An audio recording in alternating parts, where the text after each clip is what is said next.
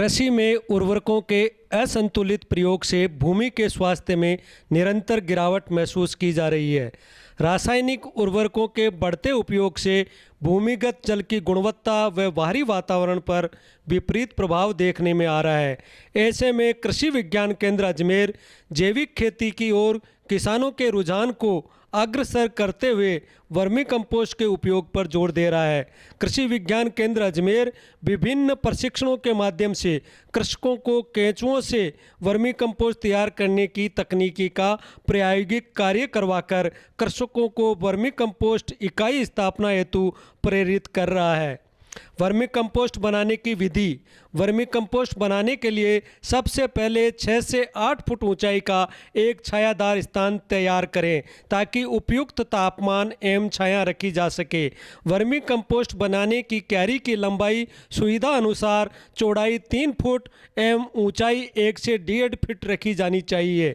सर्वप्रथम vermi compost के लिए क्यारी में सरसों, मक्का, ज्वार, बाजरा, नीम की पत्तियां आदि के अवशेष की 3 इंच की तह बिछाएं।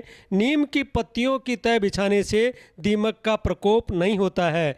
इस तह पर अब 3 इंच की मोटाई तक अधसड़ी गोबर की खाद बिछाकर पानी डालकर गीला किया जाता है। ताज़ा गोबर से तापमान बढ़ने के मद्देनज़र गोबर को ठंडा कर 3-4 दिन पुराना गोबर ही काम में लेवें।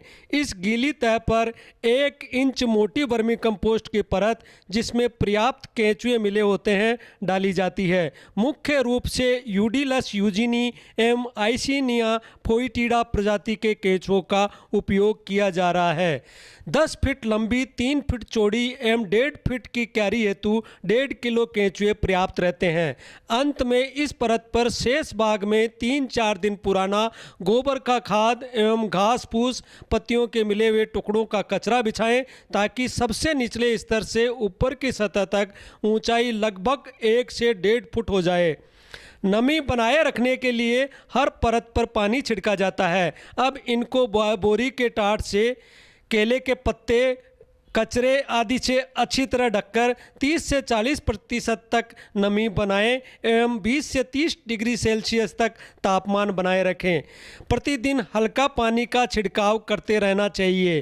45 से 60 दिन के अंदर ही गोबर एवं गोबर मिश्रित घास फूस, पत्तियां एवं कचरा वर्मी कंपोस्ट में परिवर्तित हो जाता है।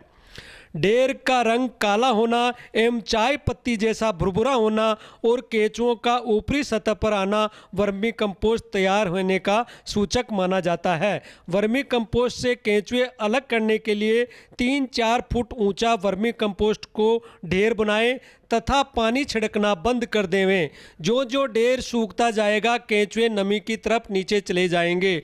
कुछ समय बाद अधिकांश केंचुए नीचे चले जाएंगे और ऊपर से वर्मी कंपोस्ट इकट्ठा कर लेंगे।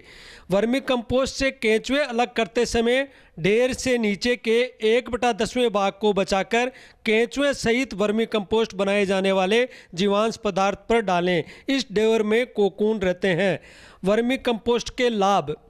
केंचुओं के द्वारा भूमि की उर्वरता, पीएच मान, भौतिक दशा, जैविक पदार्थ, लाभदायक जीवाणुओं में वृद्धि एवं सुधार होता है।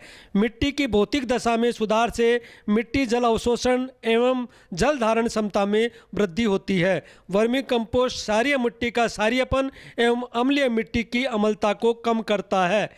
इस तरह तैयार वर्मी कंपोस्ट अनाज फसलों में 5 टन प्रति हेक्टेयर, सब्जी फसलों में 7 टन प्रति हेक्टेयर एवं फलदार वृक्षों में 8 से 10 किलो प्रति वृक्ष की दर से उपयोग करें।